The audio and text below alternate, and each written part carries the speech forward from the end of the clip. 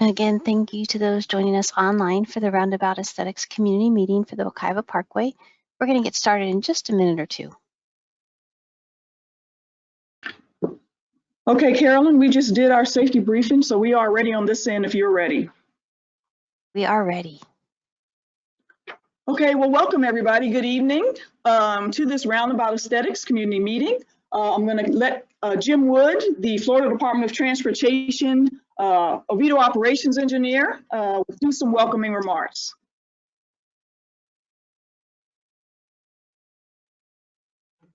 Good afternoon and soon to be good evening, everyone. My name again is Jim Wood. I'm the Operations Engineer for the Florida Department of Transportation. And I want to welcome everyone to our community meeting.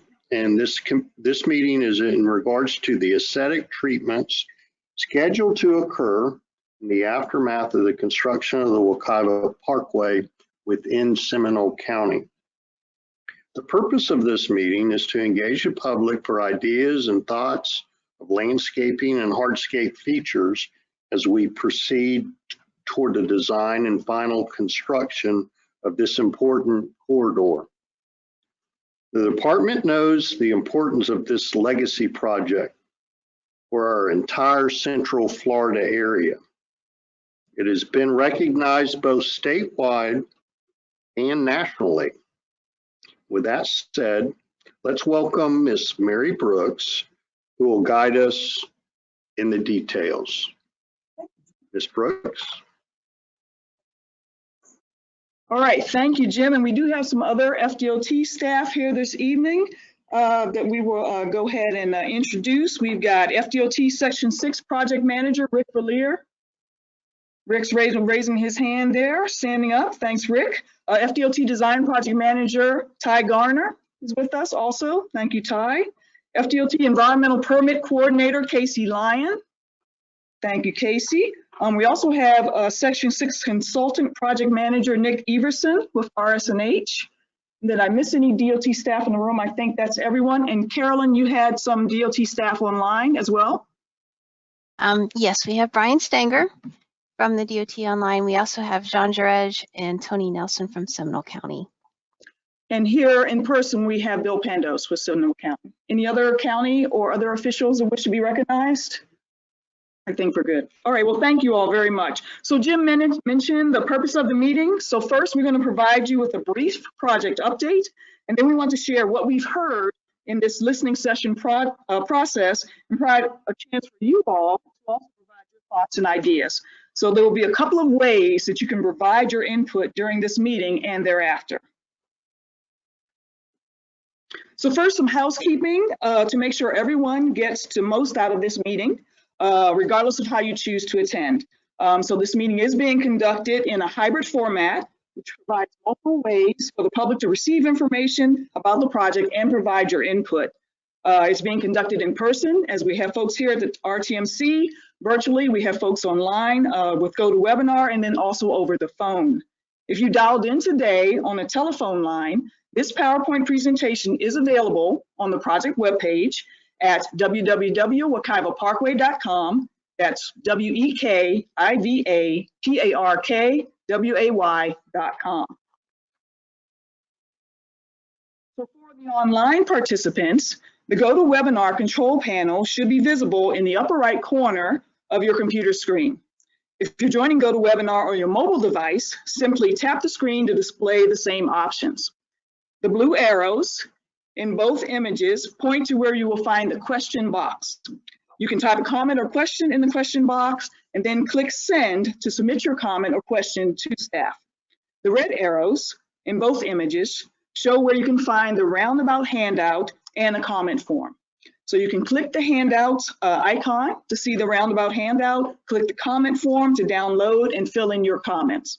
You can return your comment via email to info@wekivaparkway.com. That's info@WEKIVAPARKWAY.com. And of course, the folks in person, you were given hard copy comment forms to submit to us this evening.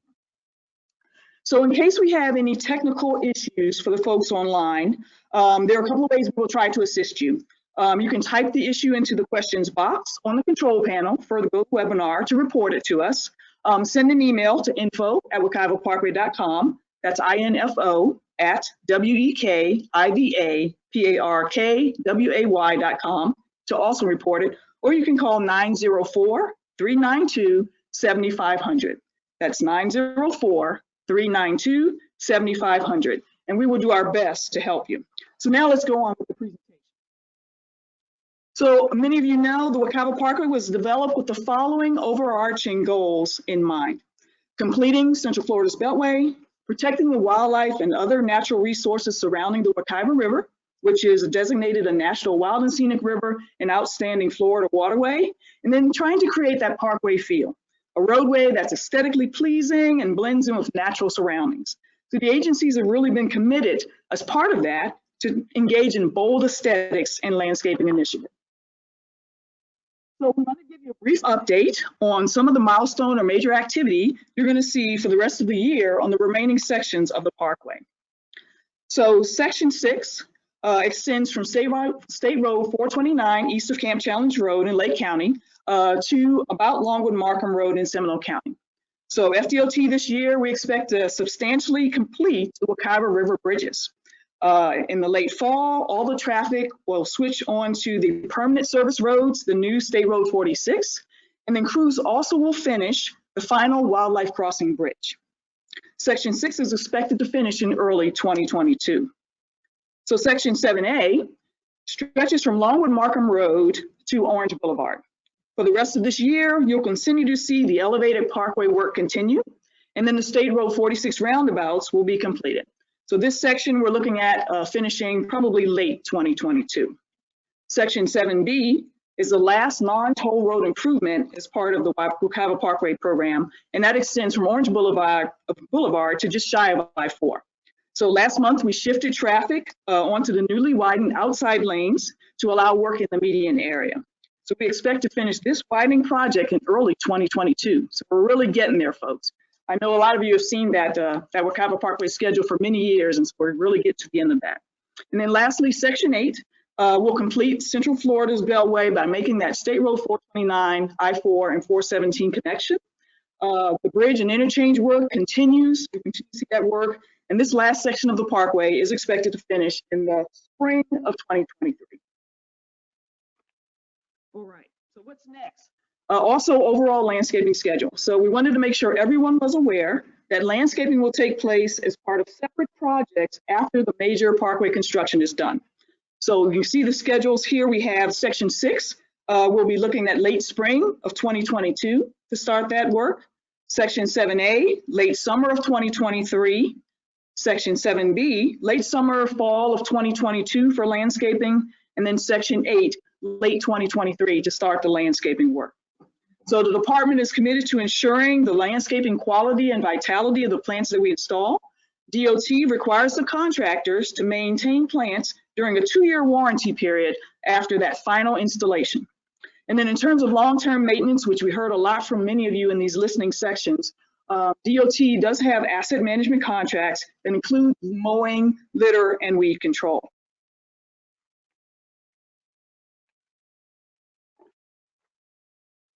So in terms of landscaping, we just wanted to show you some of the different types of landscaping materials that the DOT uses in these preliminary landscaping plans. These, for example, are from the Section 7A plan, and this is available on the wekivaparkway.com website. So DOT is dedicated to using input from the key stakeholders, such as yourselves attending tonight, and other community members to even enhance these landscape plans further, which is something we've done on Section 5 and elsewhere on the project. So red maple, red cedar, crepe myrtle, sweet gum, southern magnolia, slash pine, live oak, bald cypress, elms, wax myrtles, date palm, sycamore, sable palms, just some of the different types of trees that would be going in. And we're really committed to putting in trees of good size. The trees, when they first are planted, will be anywhere from 6 feet to 16 feet tall. Some may even be taller than that, just in the very beginning. So, and of course, after establishment, those will be much larger. So the roundabout, many of you have gone to the public meetings over the years and you've seen a lot of these images. This image was created very early in the design process. So many of you are familiar with it. So this was an early concept where you can see a combination of both large rocks highlighted there in blue next to the bridge abutment wall, pavers, and other surfaces. So the subsequent roundabout aesthetics plans evolved to show opportunities for landscaping in addition to large rocks and other materials. So some folks that we hear from and that we talk to in these sessions have had questions about the presence of roundabouts on the portions of the parkway in Seminole County. So the roundabouts were included as part of plans following coordination with Seminole County staff, which had concerns about potential accidents involving motorists coming out of the many neighborhoods and businesses along the State Road 46 frontage roads. So roundabouts have been proven to enhance safety, resulting in fewer crashes, as well as significantly fewer fatalities and injuries. They also can help to keep traffic moving, resulting in a time savings, less delay for waiting at stop signs or at signals.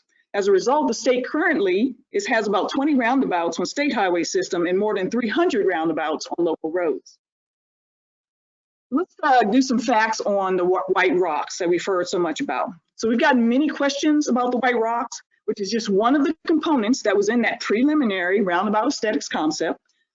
These limestone rocks are native to the region, coming from under the old State Road 46 bridge over the Wekiva River, as well as elsewhere in greater Central Florida region. The decorative white rock was selected in consideration of low light conditions under the bridges. And they're actually used statewide for that very reason in high shade areas. For the Wekiva Parkway, the rocks are being placed in the roundabouts directly under the elevated parkway lanes. It should be noted that plans call for the areas in the roundabouts that are in the sunlight to have sod, plants, trees, etc. So this image is what we call the roundabout preliminary landscape concept. It was developed. So if you drive to Osprey Hammock Trail, you'll see that, like this image, the white rocks are intended only for directly underneath the elevated parkway lanes. The lanes here are shown in gray and the white rocks are indicated by the dark blue areas. The idea was to have smaller stones represented by the light blue areas, again, mostly in the shaded areas under the bridges. And then of course, in the areas in the sunlight, the plan was for a mix of sod and landscaping such as sable palms, just one example, or other types of plants. So this initial concept was for all the roundabouts under the parkway in Seminole County. So how did we get here today? So even though we had plans for landscaping in addition to the white rocks, the department received community feedback from many folks such as yourselves regarding this feature for the roundabouts. The initial comments focused on the rocks' appearance and potential effects on area wildlife. We recognize some of the reaction may have been to the rocks that were stockpiled temporarily in the roundabouts and not in a final configuration. So the department is committed to listening to the public's comments and to meeting the community's vision for this area. So FDOT embarked on a listening session tour with key stakeholders. We reached out to about 50 different key stakeholder groups, et cetera, on Section 6 and 7A with the goal of sharing project information, some of which you'll see tonight, and the constraints, as well as receiving additional input to help inform or develop an enhanced aesthetics plan for the roundabouts. We actually conducted 16 listening sessions with some of you, I think, were attending some of those, both virtually and in person.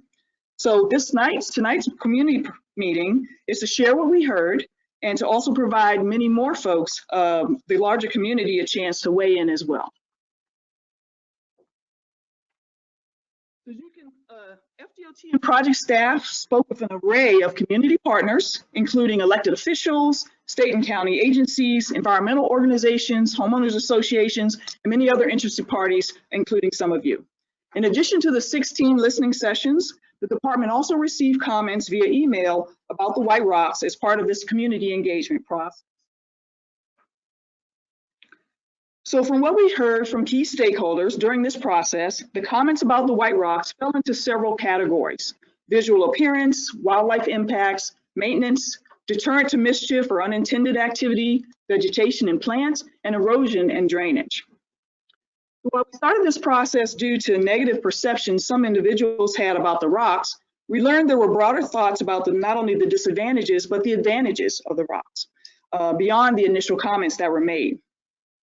So starting with the visual appearance, we were very interested to hear public comments. Many of the key stakeholders that joined the sessions, particularly in some of the adjacent communities, liked the rock and thought it would be a nice feature, particularly when the plants and other materials go in. Others did not care for the rocks. They didn't like the look of it. They felt the rock didn't fit in with the environment and were expecting to see plants instead. Plants are absolutely an integral part of this aesthetics package, and we'll get more into that shortly. So it should be noted when we first began receiving the negative comments, again, the rocks were not in their final configuration in the roundabouts. So there may have been some concerns about some of the temporary stockpiling that was going on. So as we've seen from the preliminary roundabout sketch earlier, the white rocks will only go under the elevated parkway lanes where there's high shade, low light, and drought conditions. We got several requests from folks during these listening sessions. It ranged from leaving the rocks in place in the configuration that you see at Osprey Hammock, to removing the rocks from the high shade areas under the elevated lanes and replacing them with other materials. So we're going to talk about the wildlife comments that we got. And as part of that, we thought it was important to share with you and the key stakeholders the distinction between the design of the wildlife crossings and the roundabouts. So wildlife crossings are here along the corridor in yellow. The wildlife crossings are designed and located to allow wildlife to safely move between protected state-owned lands.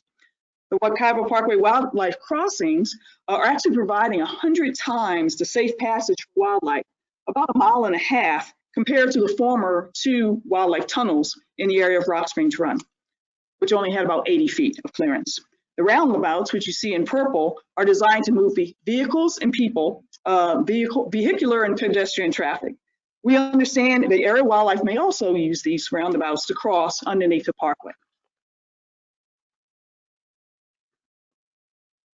So while we spoke to everyone about their comments about the various categories, we got particular input from the environmental agency and advocacy groups about the wildlife concerns that were raised. So it needs to be emphasized that none of the environmental agency or wildlife agency staff saw issues with the rock with regard to the animal safety, particularly with the presence of the sidewalks, other areas for the animals to pass. So we got many different opinions and input details, but what you see here are sort of those main or overriding points of discussion through most of the listening sessions. So on the favorable side, bear, deer, otter can climb over rocks. Animals are savvy enough to go around obstacles. They can use the sidewalk. Animals climb over things in the wild all the time. Large rocks provide actually some shelter for snakes or small animals from predators. Of course, on the unfavorable side, we heard from many people that were concerned the rocks could push animals into the road. That gopher tortoises, snakes, other small animals may find large rocks hard to navigate. And that on the negative side, for the same thought but different perception, rocks may harbor snakes.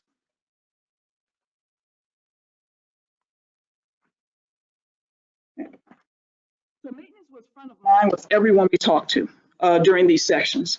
Some believe the white rocks would be easier to maintain than plants under the elevated parkway lanes in that shaded area. Others voiced concerns about maintenance, that it would be needed to address dirt, mildew, weeds, and trash. There were also some concerns about chemicals that could be used to control the weeds. So regarding that long-term maintenance, we just want to reiterate that FDOT typically uses an asset management contract that includes mowing, litter, and weed control. The department works to be environmentally sensitive regarding herbicides.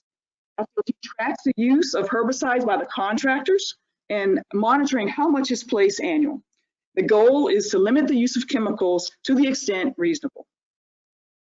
So in terms of the favorable comments regarding the white rocks with respect to maintenance, some felt the maintenance was no different than it would be for grass or plants. Some said leave the rocks, it'll be easier to maintain than plants under the bridges, which may or may not be viable. And then others said they like the rocks and the natural aging effects. Unfavorable, again, concerns about the rocks getting dirty, mildew, growing weeds, collecting trash, and might be more difficult to maintain. There were also concerns about the herbicides that could be needed for weed control, and also the risk of runoff potentially going to the river or to the aquifer.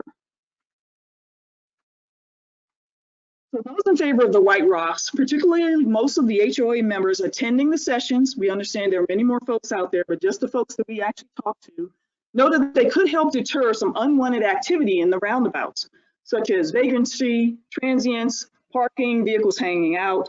Also the state parks officials that we spoke to noted that the large rocks could cut down on mischief by youngsters, as some kids like to pick up small stones and throw them.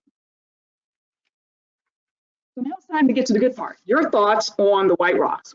So as we continue through this meeting, we'll conduct a poll with a few brief questions to get your thoughts and ideas on the roundabout aesthetics. So there's a couple ways you can participate. You can capture the QR code on your smartphone to access the survey, and results will be shown in real time. You see that shortly. If you're listening on the phone, you can go to www.menti.com, that's MENTI.com, and enter the code 1668-4708. That's menti.com, the code 1668-4708. And you'll want to leave, if you do go to the poll, you'll want to leave that poll page open because there will be additional questions coming later, just FYI. And obviously, if you're here in person, you're welcome to follow along or join the poll, or if you just want to submit a comment form with your comments about the various questions, that'll be fine too. So in case you need more time with each poll question, the poll will remain open for 24 hours. And we'll show this access info again during the presentation in case you missed it. So you can continue to weigh in on any question during the presentation or afterwards until 5 p.m. tomorrow. So if you don't wish to participate in the poll, obviously you can do the comment form option. Or you can also send an email to info@wekivaparkway.com. That's info@WEKIVAPARKWAY.com, or post your comment in the question box in the part of the virtual meeting. So now we're going to go to our first poll question. Yeah, we're just going to present you, and then you're going to weigh in on these very specific questions that we need to get input from you. We're not really having a Q&A. We wanted to bring the information from you guys that we got on these very specific topics, and then we wanted to get your input on these as well. So you guys, we can actually submit your input this way or other ways, and then at the end of the meeting, if there's something specific that you want to talk with staff about, we can do that as well. We can do that after the virtual meeting, the actual meeting is completed. Yeah, we're not really doing a Q&A this evening. So, yeah, it's just an informal community meeting to share with you all what we have heard and to get your take on these very specific questions so we can go ahead and develop that plan, that enhanced landscaping plan. So how do you go on? So we've got the questions up here. Number one, the options were white rocks under the elevated parkway will be as good as aesthetics component in conjunction with trees, plants, stones. Option B, about 5 feet of the white rock along the bridge wall should be replaced with traversable materials to provide animals an additional area to cross. Reduce the use of the white rocks in all the areas of the roundabout in consideration of plantings, native plantings. And then all of the rocks should be removed to replace with other plants and other materials. So you can see how folks are weighing in at this point. Okay. Okay. Most folks have been logging on when we had the Menti information up. So we had the survey was clean when we started. Yeah. Yes, absolutely, absolutely. So yeah, join in. This is one of the opportunities, one of the ways that you can submit your comments and thoughts on this particular item, and there'll be other items as well regarding the plants and other types of materials to help us develop that enhanced aesthetic plan. Public give you any feedback outside of the limited things that you're allowing. So the main purpose of this meeting was to share with you what we heard in the listening sessions, which is what we're doing. Key stakeholders, and then also we'll get you to weigh in on these very specific things as well.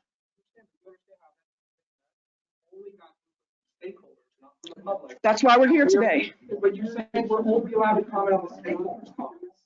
Yeah. Yes, absolutely. We've got comment forms. You can share your suggestions on the question chat box.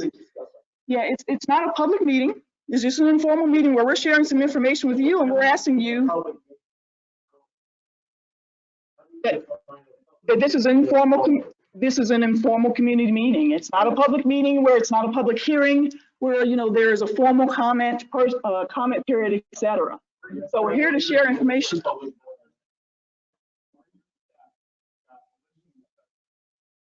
Absolutely, and we'll talk about that in just a moment.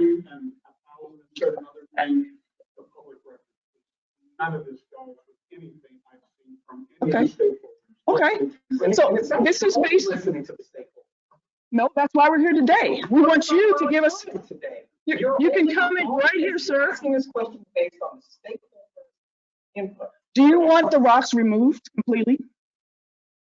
We want to be able to give you our information. Do you want part of the rocks removed? If you want the rocks removed completely, this is the opportunity to weigh in on that. Okay.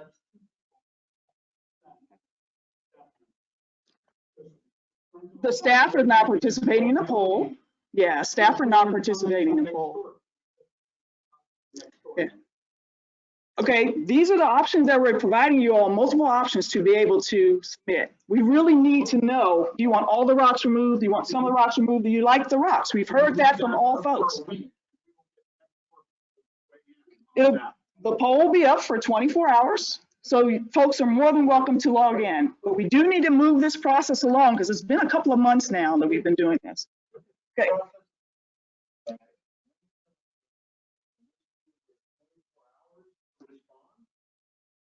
Yeah. There were over 300 people on Nextdoor that commented on specifically folders and just kind of other generic aspects of this. But I can tell you for a fact that probably 85% to 90% of those people don't comply, don't match up with the statistics that I just saw on the page. We're going to reach out to all of those people and tell them, oh, by the way, you have 24 hours. Okay. We'll make sure that we try to get this to everybody. Sure. Mm-hmm. Who in this room knew that we came in here tonight? No, we have 24 hours to respond to a 40-year project. Okay. Can we, Joe, can we dial it back just a bit here, because we're not re-arguing the entire history of this project. This is a very specific topic that we're dealing with. We're trying to take, excuse me, Joe, really. This, okay? We're trying to get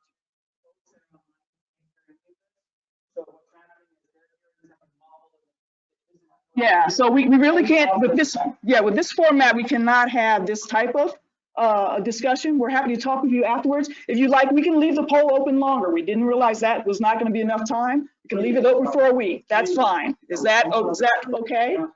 Yeah, because we're kind of like being unfair to the folks who are trying to like actually, you know, get some information here because they can't hear everything. Everybody would like to be able to comment on this, not just like publicly, where people can hear us. Yeah, it's not that type of meeting. I can't say it any different. It's not that type of meeting. Okay, we've got different ways you can comment. You can comment on your comment forms. You can comment. We can talk about. Okay, we're going to move forward because there are people online who have like dialed into this meeting to try and really get some information on this specific topic. And then we can talk to you all afterward if you have additional comments, okay? Carolyn, I'm back on. Okay, so that was question number one. So moving forward, so let's talk about some of the ideas that we had initially and then also that folks have brought to us and that, you know, we're interested in your take on these. So the listening session, we talked to the key community folks, environmental stakeholders. We explored a number of additional aesthetic components for the Parkway Roundabouts. The key topics were stone variations, other materials, hardscaping, native shade tolerant plants, and other stakeholder suggestions. So now we'll go over what we shared, what we heard, and then we want you to weigh in on this as well. So as far as stone variations, there were some different ones that we looked at and shared with folks. So there's 57 stone, which is traversable, native Florida stone, natural appearance, commercially available in large quantities. Some folks were concerned that because it's angular in shape, it might not be as comfortable for the animals to walk over. To try and address that concern, we looked at, we shared pea gravel with folks. Again, traversable, native to Florida, has a natural appearance, and it's weathered for a more rounded shape. The cons of that is that it has more limited availability and it's easily displaced, so maintenance could become an issue. Rounded river gravel, pros, traversable, rounded shape, comfortable, perhaps more so for animals, and then stable from erosion. But the cons is it is imported from outside Florida. It's not native to the Wekiva River Basin.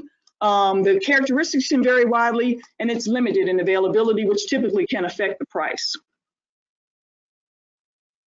So some of the other materials that we talked about, and we want to get your take on as well, wash shell. Pros, traversable, native to Florida, has a natural appearance. Cons, limited availability, it does deteriorate over time. So because it's lightweight, it is more susceptible to erosion. And then of course, hardscaping, which can include pavers, like in the image. The pros, some folks like that it was clean, it was decorative, you can get it in different colors. Cons, maintenance can be a little more labor intensive, it also can be more costly. What we heard was the initial materials that we just talked about, and then also the stakeholders we met with had some additional suggestions. Permeable paving, stamped concrete, organic mulches, even ground or crushed concrete. So despite whatever material we were talking about, we heard some very key themes, common themes from those folks that we've met with so far, and we hope to get your input on this as well. So that they want a natural look. They want something that's stable, less susceptible to erosion and washing out. They want something that's easily traversable by wildlife, native to the area, preferably less costly. Everyone has a concern for taxpayer dollars, that it's readily and easily accessible, is durable, has the lowest or easiest maintenance, and they were not in favor of impervious surfaces such as pavers. They had a concern, they wanted to see more promotion of aquifer recharge. And then some of them asked us to be mindful of the calcium or pH balance in some of the materials that might affect the soils. All right, so let's get to poll number 2. We want to get your input on these various materials that either could be used in lieu of or in addition to the rock. So if you joined the poll already, you do not need to scan the QR code again or sign in. We're now on question number 2. If you didn't join earlier, we'd like to do so, you would like to do so now, you can go to menti.com, menti.com, and enter the code 1668-4708, or you can capture the QR code on your smartphone. So remember, in case you need more time with each question, the poll will remain open. We're going to leave it open for a week now. Thank you for letting us know that was not enough time. That's perfectly fine. And you can continue to weigh in on each question anytime tonight during the presentation, or as I say, during that time frame. So the question now is, given the information presented so far, which of these stone variations or other aesthetic treatments do you think would make the most visually pleasing, cost-efficient, and easily maintainable option? And check all that apply. So we've got the 57 stone, the pea gravel, rounded river gravel, medium wash shell, pavers, permeable paving, stamped concrete, organic mulchers, ground or crushed concrete. It's a certain type of material that apparently does allow some water to filter through, but it appears on a hard surface. I believe it is. Yeah, I don't have that level of detail. Yeah, we can certainly, if you want to fill out your comment form, and we can certainly get more detail on that. That was just one of the stakeholders recommended. Some of the stakeholders recommended that as well. So you can see. We need, as soon as we're finished with this, yeah, we weren't really going to go backwards. 57 stone was the kind that was kind of angular in shape, kind of the larger, fairly stable and staying in place, not the erosion issue. Pea gravel was the very small, kind of rounded that, can tend to wash out, but it's easy to walk over. It is natural to the area.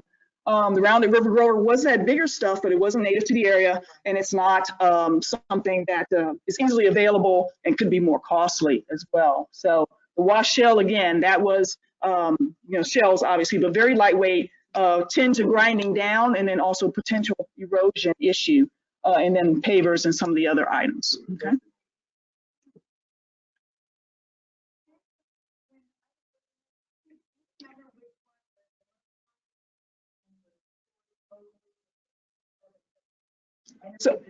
So the 57 stone is the most readily available.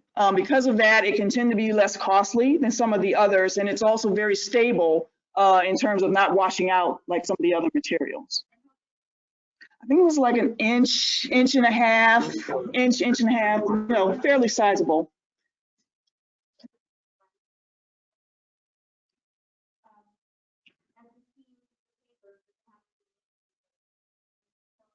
All of the materials would have to be maintained. That is correct. So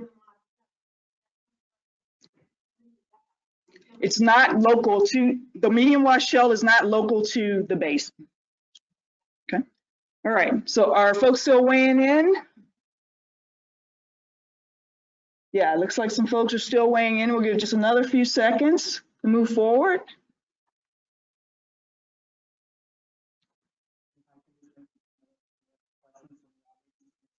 Yes. Yes, thank you, Nick. Okay, so we'll move forward. Thank you for weighing in, and that will stay open. We'll leave that open for a week. Okay, so we did our question 2, so we're moving on to the aesthetic options and the native shade tolerant plants. So we also discussed with the key stakeholders the following native shade tolerant plants. So Kunti, saw palmetto, beautyberry, firebush, viburnum, wild plumbago. Key stakeholders also had some information about additional plant options that they came up with. Bunch or clumping grasses, sable, also known as cabbage palms, sunshine mimosa, black-eyed Susan, twin flowers, white fringed tree, cast iron plant, ornamental gingers, Spanish bayonet, ferns, frog fruit, lady palms, river sage, and wild coffee. So some of these are fruiting plants, but many provide either food or habitat to animals. So here's a summary of the key. So in terms of those key stakeholder comments, here's a summary of what we heard from the listening sessions. And so there were those common themes that we wanted to share with you all. Kunti and firebush were very popular. Folks thought they would serve well. Plumbago is favored. It's Florida friendly, but it's not native. They asked us to be sure to limit food sources such as fruiting plants to avoid attracting animals into the roundabouts. Use native plants to the extent possible. Use plants that support pollinators, bees, butterflies, etc. Plants that bloom, have color, are desired. Use drought-tolerant plants. Install plants that blend in with the surroundings, and use plants that are viable in the shade and low maintenance. So with that information, we'll go to our third question to ask you about your thoughts on the plants. Yeah, go ahead. So Nick's bringing up the poll here. So the question is going to be, which of the following shade plants would you most like to see as part of the roundabout landscaping? And we'll go ahead and got that poll open now and get you to weigh in, get your thoughts. When you're defining roundabout, are you talking about in the roundabout itself, or are you talking about like down the sides of the? All of the above. All of the above. The question was where exactly we're talking about the landscaping. The landscaping would be both for in the center circle, if you will, and also the sides between the bridge walls of that roundabout area. And we're just waiting for folks. There we go. Okay, everyone voted at once apparently. Okay. All right. Okay. So getting some good thoughts there, some good thoughts. And this is, these plants can be used in conjunction with each other. It's certainly not an either or. So if there are a number of them that you like, by all means weigh in there. So we appreciate that.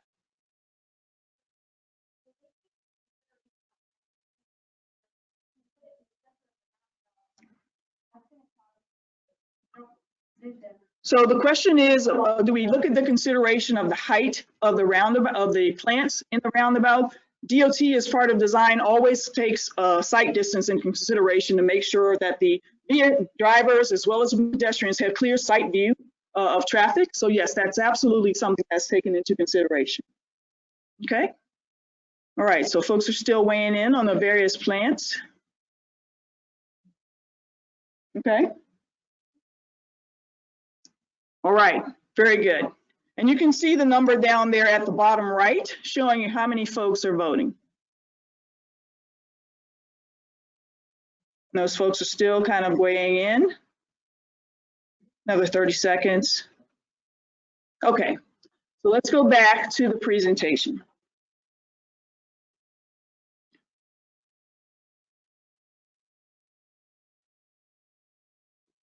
All right. So we just did that question 3. So now we'll talk about the next steps. So we really appreciate you all participating in this process. We value your feedback. If you talk to folks on Section 5, you know, there was a dramatic change from the initial landscaping plan as well, and then the enhanced and what you see out there now based on our interaction with folks in the community. So it really does make a difference, folks.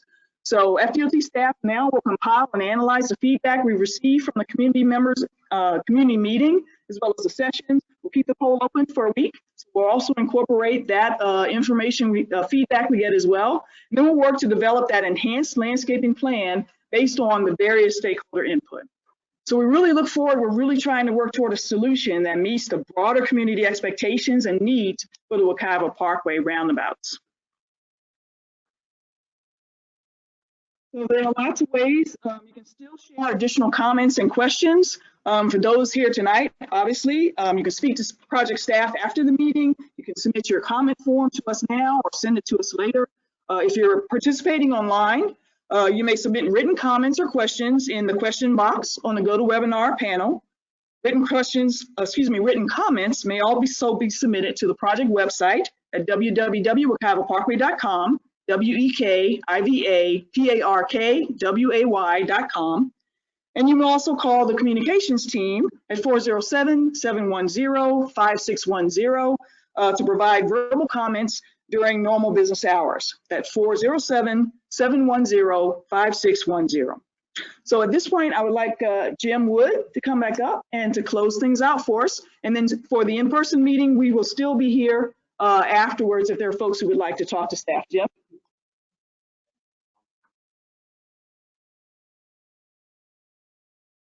Thank you, Mary.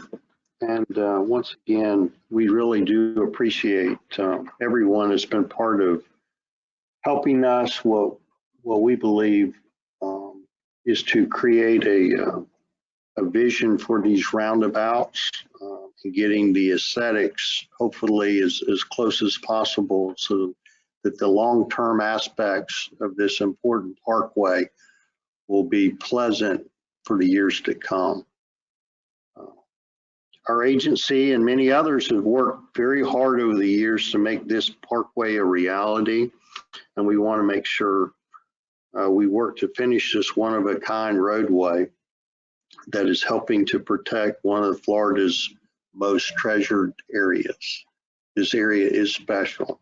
We recognize that. Again, thank you. And those attending virtually, I want to also thank you. Again, we'll be around here in person if anyone has any questions or comments. That's why we're here. Thank y'all for your attendance. Thank you. Thank you, Jim. Carolyn, would close out on the virtual meeting? Yes, for those who are attending online, we will leave it open for just a few more minutes to give you some time to type in your questions or comments into the question box. Also encourage you to download the handouts from the handouts section of the webinar. There is a copy of the slides that were shown this evening, as well as the comment form and handout on the project. So we do encourage you. So we'll just leave it open for a couple of minutes and then we'll close it out. Thank you very much for attending.